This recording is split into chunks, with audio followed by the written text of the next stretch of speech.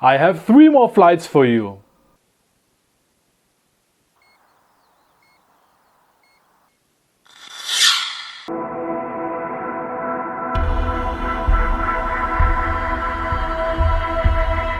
Hi guys, and welcome back to Cyrux Space. I hope you're doing great, and as you can see we have special guests here, the Sirius and the Jupiter, and you know what that means. Of course, we had new flights, 3 to be more precise, and they were kind of successful. The flight of the Jupiter was successful. It was a perfect flight and a perfect landing. The Sirius had a little bit of problems, but we'll get into the details in a moment. And I would say let's switch to the launch site and enjoy the flights. Let's rock it! Okay, so let's start with the Jupiter, but before we launch the rocket, let's take a moment and enjoy the incredible view.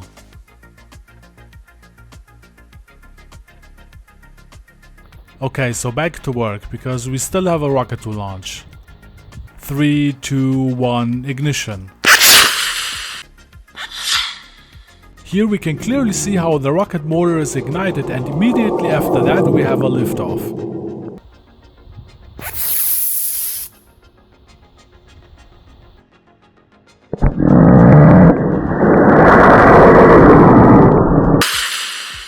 As you can see, I had some problems with the focus of my camera. Maybe it's because of the homogeneous cloud cover. Nevertheless, you can see that the rocket reached its apogee and the parachute was deployed. And unfortunately, the footage gets blurry again.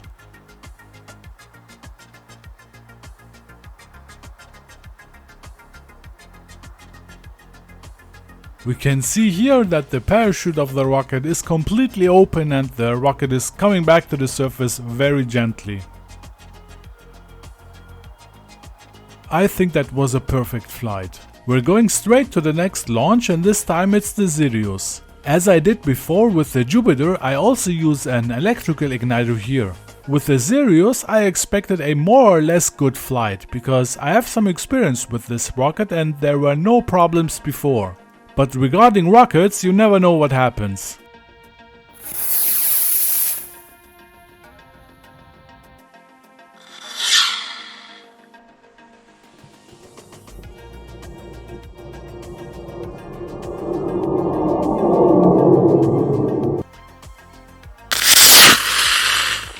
The beginning was actually quite good. The rocket reached a good apogee and entered the descent phase. But as you can see, the parachute was deployed but did not open completely. And that was a problem, so let's have a look at it again in slow motion.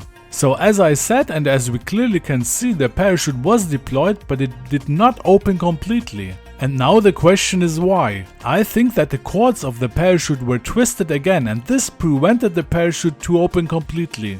I don't know why that happened this time, because the folding technique I used here didn't cause any issues before. Maybe it was just bad luck and this kind of things just happen from time to time, I'm not quite sure. However, even a not completely opened parachute provides some kind of drag, so after I checked the rocket and made sure that neither the rocket nor the parachute were damaged, I decided to launch it again. It was not clear for me why the parachute did not function correctly during the first flight. So let's see how the second flight turns out. 3, 2, 1, ignition.